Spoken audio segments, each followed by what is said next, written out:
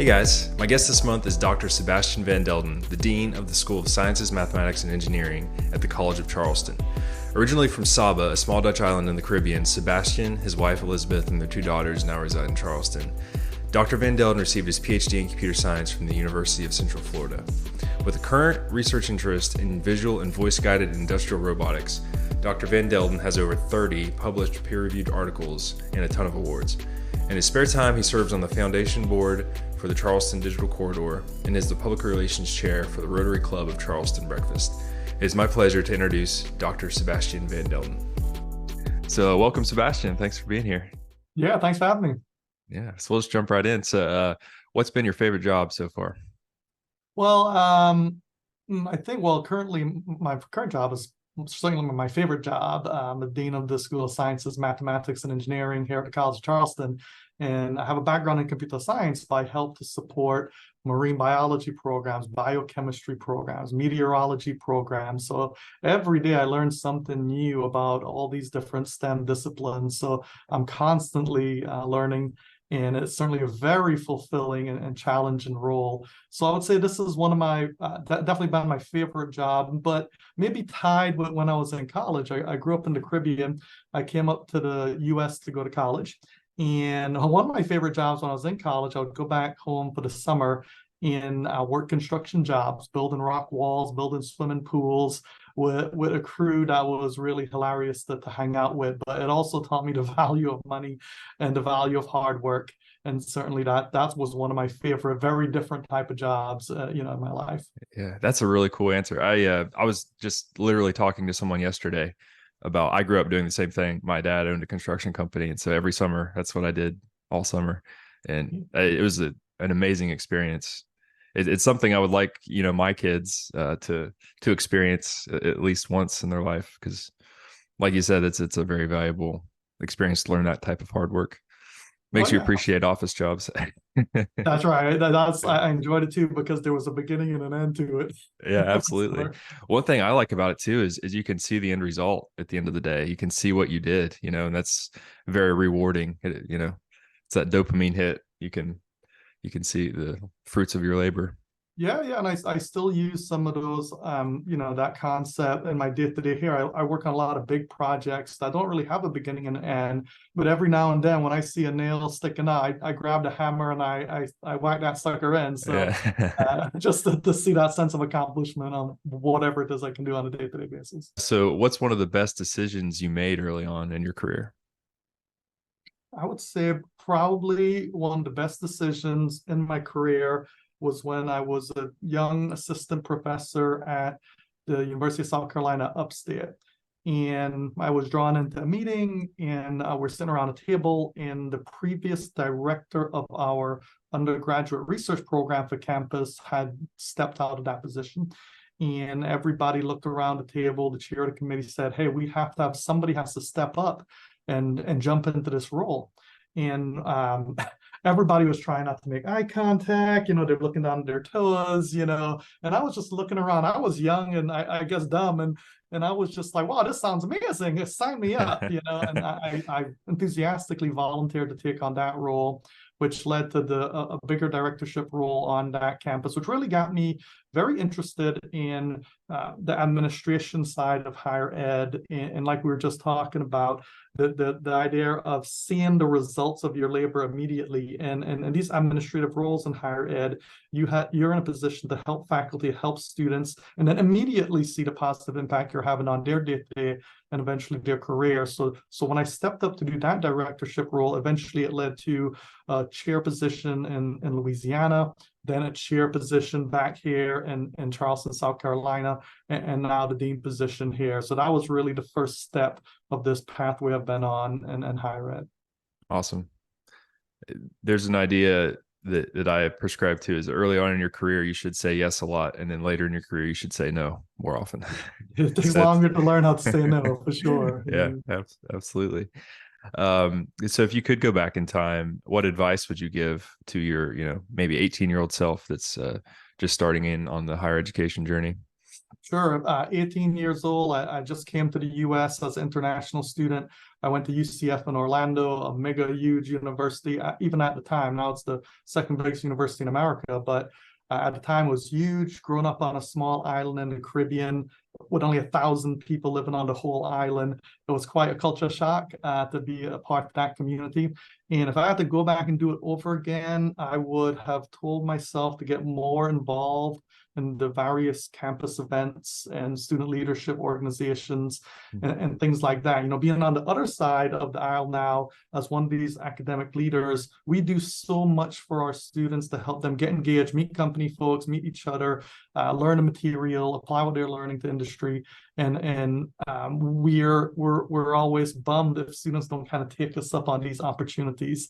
So if I had to do it over again, I would definitely have gotten more involved, built my network much earlier on, and perhaps led to different opportunities. Although my pathway turned out just fine, but certainly I would have gotten more engaged if I could do it all over again.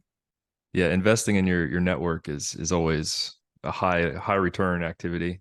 It's probably the number one generator of opportunities in my lifetime for sure. Yeah, 100%. So, in your opinion, what's the most important personality trait someone would need in your industry?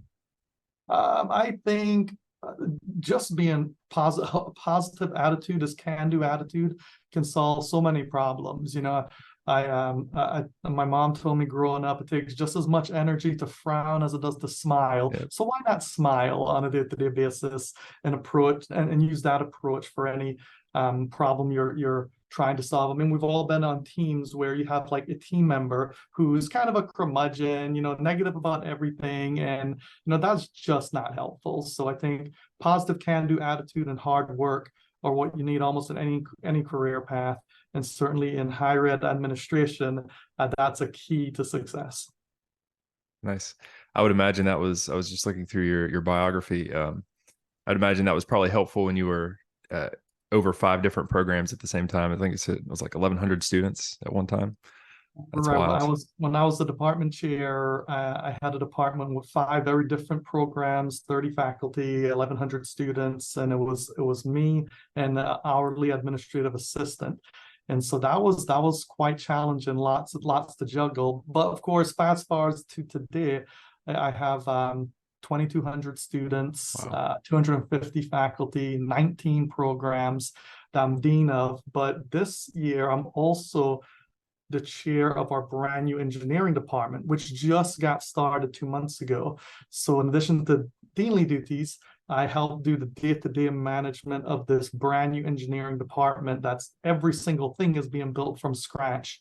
So it's been quite an exciting challenge to have this kind of impact here at College of Charleston. Yeah, no doubt. Yeah, what an exciting time. There's nothing like the feeling of building something from the ground up. It's very hard, but very rewarding. For sure, yeah. And then especially we just graduated, for example, our very first 2 engineering students in the history of the College of Charleston. To see the fruits of that labor happen is very satisfying for sure. Absolutely. In the same vein, what's been the proudest achievement of your career to this point? Proudest achievement of my career, I think, I mean, you know, here at a college, I've introduced 7 new degree programs, including our first ever doctoral program, which elevated us in a new status as a national university. But another thing I'm very proud of, at my first institution, USC Upstate, I won the annual awards for teaching, research, and service there as a faculty member, which is kind of the triple crown there. So that's difficult to do. And so I'm very proud of that. But maybe the one thing that I'm most proud of is in 2015, when I first got here to college, I became the coach of the ICPC ACM programming team at the college. And ICPC it's a worldwide programming, very competitive programming challenge that focuses on algorithmic type programming. And I had a team of three students and we trained every day, and we ended up winning the Southeast region that year. Came in first place, beat 52 other teams, Georgia, Auburn, all these big schools. So that was a very proud moment, and I still remember celebrating, as best us nerds can celebrate afterwards with the team, and that was certainly very special and very difficult to do so. Yeah, congratulations! What an accomplishment. Your favorite hobby? I wish I had more hobbies. I'm not a very interesting person. I do like have a guitar there behind me. Yeah.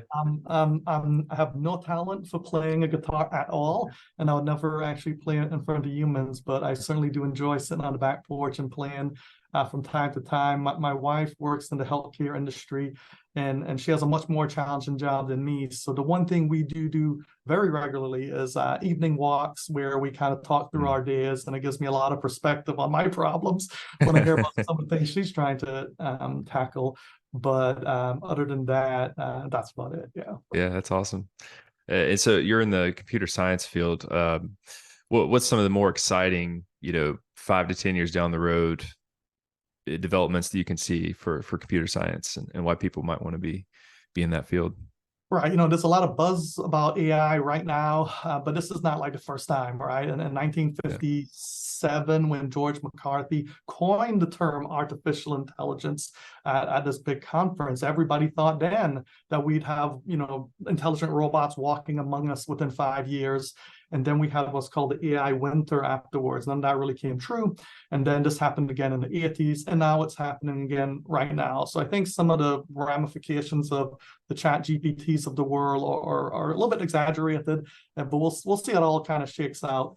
These are more like automated intelligence instead of artificial intelligence agents that we'll see out there.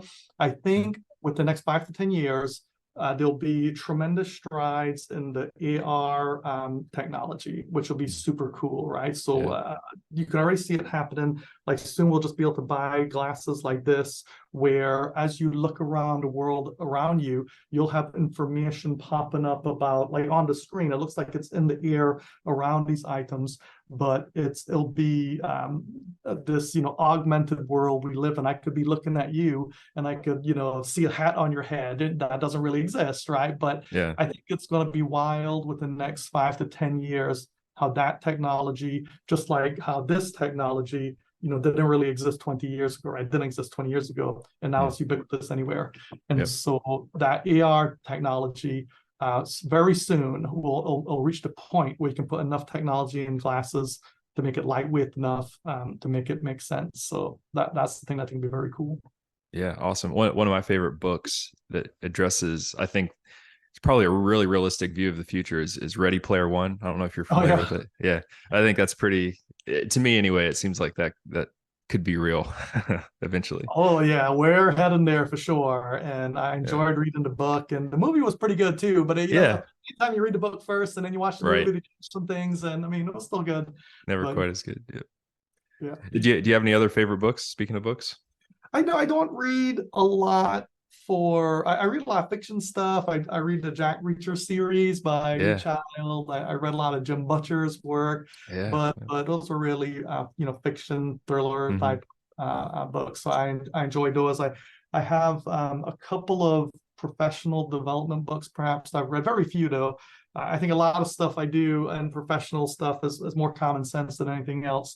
But there's this one book that one of my donors recommended to me. His name is Mike Shalatsky, but he recommended this book called Make Your Bed by Admiral William McRaven. And it talks about some of the lessons he learned as a Navy SEAL, simple things that can help you have a great day every day and how to get ahead in life. It's a very short book, very easy to read too. So that's one that I would kind of recommend. Cool. I'll have to check it out. I'm familiar with it, but I've never read it. So thanks. Is there anything while you're here that you'd like to promote to the audience, or a particular message or events coming up, anything like that? Sure. And no real events coming up, but I never miss an opportunity to let the world know the type of STEM programs we do here at the College of Charleston. We have one of the biggest computer science programs in South Carolina. We were the first university in America to offer a data science program. We're the only place in South Carolina you can study software engineering and systems engineering. And we also have an electrical engineering program that we just launched a couple of years ago here at the college. A lot of times you think of the College of Charleston as a liberal arts college. You go here to study history and philosophy and things like that, which you can do. But all of our engineering students and all of our computing students are also required to take that broad-based liberal arts education. I can tell you that that's what employers really like to see. They want to know they're hiring engineers, biologists, meteorologists, who not only understand engineering and the science, but also understand those global societal and ethical impacts of the science and engineering that they're doing. And that is the engineer, that's the scientist of the future. And I really do think we're offering that here at the College of Charleston. And I'm always jumping on any opportunity to let the world know that we do that here, and you should come check it out. Awesome. Well, thank you so much, Sebastian. It's been a great conversation. Thanks for taking the time. Awesome. Thank you. Yeah.